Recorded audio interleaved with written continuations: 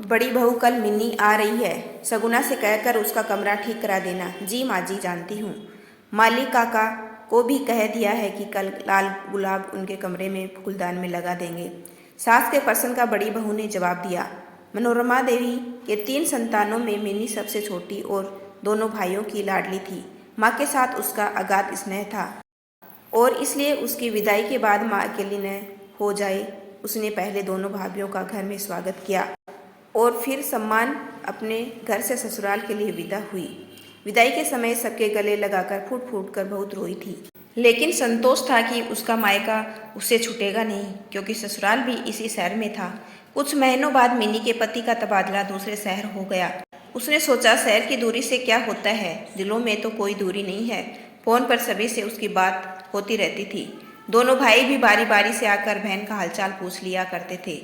मायके जाने का उसका मन तो बहुत करता था, लेकिन पति की व्यवस्था के कारण वह अपने मन को महसूस कर रह जाती थी। एक दिन उसने किसी तरह से अपने पति को अकेले मायके जाने के लिए राजी कर लिया और माँ को फोन करके बता दिया कि वह कल आ रही है। उस दिन उसने जी भरकर शॉपिंग की। अपनी माँ, दोनों भाभीियों सहित भतीजे भतीजियों के लिए बहुत सारे उपहार खरीदे।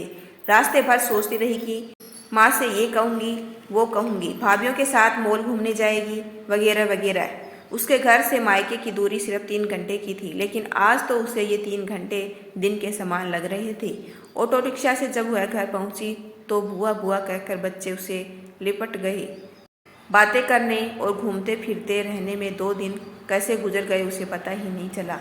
कल सुबह की बस से उसे वापस जाना था। विदाई में माँ से उसे प्योर सिल्क की एक साड़ी दी, जो उसी की पसंदीदा रंग की थी। साथ में कान में पहनने के लिए एक जोड़ी टॉप्स भी उसने हाथ में रख दी। भाभीियों ने भी साड़ियों सहित कुछ अन्य उपहार उसके ट्रॉली बैग में रख दिए थे। माँ पोती को नहला रही थी। उन्होंने मिनी से कहा, बेटा, छोटी भाभी से जिया के लिए एक फ्रॉक तो मांग कर ले आ। लाती हूँ माँ, कहकर वह छोटी भाभी के कमरे की तरफ चल दी। वह कमरे के बाहर ही थी कि उसे बड़ी भाभी की आवाज़ सुनाई दी। छोटी भाभी कह रही थी, अरे छोटी, तुमने क्या मुझे बदबू समझ रखा है जो मैं उसे 5,000 की साड़ी उसे दूंगी। 5,000 की 2 साड़ियाँ तो मैंने अपने लिए खरीदी थी। यह देख, मिनी की साड़ी तो सिर्फ 400 रुपये की है। बस मैं अपनी साड़ी का प्राइस टैग निकालकर उसकी साड़ी के प्राइस टैग से बदल दिया। सुनकर छोटी भाभी बोली, जीजी, आपकी होशियारी की तो मैं दाद देती हूँ। और दोनों हंसने लगी।